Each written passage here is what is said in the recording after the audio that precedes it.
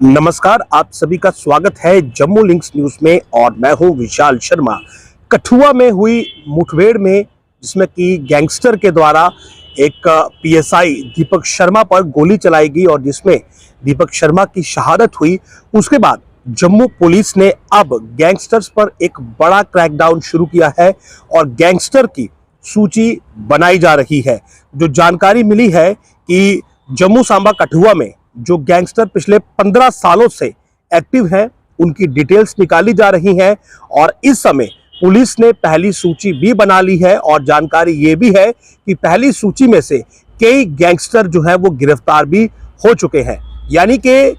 UP की बात करें, पंजाब की बात करें या बाहरी राज्यों की बात करें, वहां पर इस प्रकार की वारदात होती थी जहां पर पुलिस का आमना सामना गैंगस्टर के साथ होता था। लेकिन जम्मू में एक लंबे अरसे से ये गैंग वॉर का सिलसिला खत्म हो चुका था, क्योंकि जो पुराने गैंगस्टर थे या वो जेलों में है या फिर आपसी लड़ाई में वो मारे जा चुके हैं। लेकिन पिछले 3 वर्षों के बीच ये गैंगस्टर का जो ट्रेंड था ये दोबारा से जम्मू में पनपना शुरू हुआ और अब आलम यहां तक पहुंचा कि एक पुलिस के पीएसआई यानी कि प्रोबेशनरी सब इंस्पेक्टर को एक गैंगस्टर ने कठुआ के सरकारी अस्पताल में गोली मारी, जिसकी वजह से वो शहीद हो गया। इस सब के बाद अब पुलिस एक्टिव है और तमाम गैंगस्टर जो कि 15 सालों से सक्रिय हैं, उनकी अब सूची बनाई जा रही है ताकि उन पर एक्शन लिया जाए। जो जानकारी मिली है कि पहली सूची में जम्मू के 48, सांबा के 30 और कठुआ के 38 गैंगस्टरों की पहचान हो चुकी है। यानी कि एक लंबी फहरिस्त बनाई जा रही है ताकि इन गैंगस्टर्स पर एक्शन लिया जाए। उसमें या तो इनको सलाखों के पीछे पहुंचाया जाएगा या फिर कोई ऐसा गैंगस्टर जो कि हत्थे नहीं चढ़ेगा या फिर पुलिस को चकमा देगा या फिर जो कठुआ में घटना हुई उस प्रकार से फायर करेगा, तो फिर उसका अंजाम वही होगा जो कठुआ में उस गैंगस्टर का हुआ जिसने पीएसआई दीपक शर्मा पर गोली चलाई।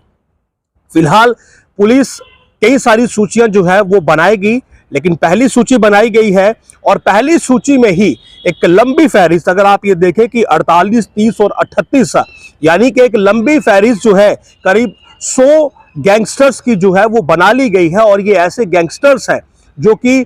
जम्मू जोन में पिछले 15 सालों से एक्टिव है। इसके बाद हो सकता है और सूचियां भी बनाई जाएं जो कि बनाई जानी है और पुलिस की कोशिश ये है कि अब किसी भी वारदात को अंजाम ना देने पाए। यानी कि ये जो गैंगस्टर हैं जो अभी पिछले 3 वर्षों में एक्टिव हुए हैं, ये अब किसी दूसरी वारदात को अंजाम ना दे पाए। और जम्मू सूबे की बात करें तो क्राइम रेट में जिस प्रकार से एक इजाफा देखने को मिला है, क्राइम ग्राफ में जिस प्रकार से इजाफा हो रहा है, उस पर नकेल कसी जा सके, उस पर रोक लगाई जा सके, क्योंकि गैंगस्टर्स जो हैं वो लगातार पंजाब से हथियार मंगा रहे हैं। चाइनीज पिस्टल जो है, क्योंकि कठुआ में जिस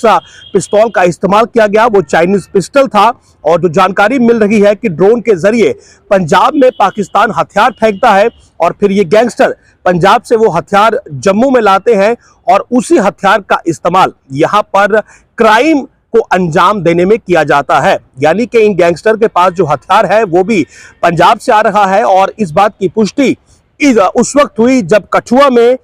जिस चुन्नू गैंगस्टर ने पीएसआई दीपक शर्मा पर गोली चलाई तो उस के पास जो पिस्टल मौजूद था वो भी एक चाइनीज पिस्टल था। हालांकि इस पूरे गैंग पर अब पुलिस का क्रैकडाउन चल रहा है, लेकिन इसके साथ साथ पुलिस ने अब तमाम गैंगस्टर्स की सूची बनाना शुरू कर दी है। इन पर एक्शन शुरू हो चुका है और सूत्र बता रहे हैं कि शुरुआती दौर में ही बहुत सारे गैंगस्टर जो हैं वो गिरफ्तार भी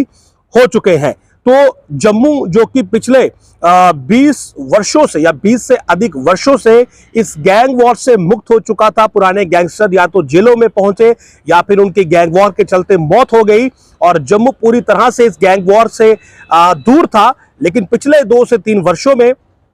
कुछ नए गैंग, कुछ नए गुर्गे एक्टिव हुए और कुछ नए गुर्गे ऐसे एक्टिव हुए जिनके की आका जेलों में बैठे हैं। लेकिन अब इस बड़ी वारदात के बाद, जिसमें कि एक पुलिसकर्मी की शहादत एक गैंगस्टर के हाथों हुई है, पुलिस ने इस घटना को काफी गंभीरता से लिया है और तमाम उन गैंगस्टर्स की अब सूची तैयार हो रही है जो कि 15 वर्षों से एक्टिव हैं, ताकि उन्हें अब सलाखों के पीछे पहुंचाया जाए और गैंग वॉर का ये जो चैप्टर अब शुरू होने जा रहा है, जिसका कि पहला चैप्टर अभी केवल कठुआ में हुआ, इसे यहीं पर समाप्त कर दिया जाए।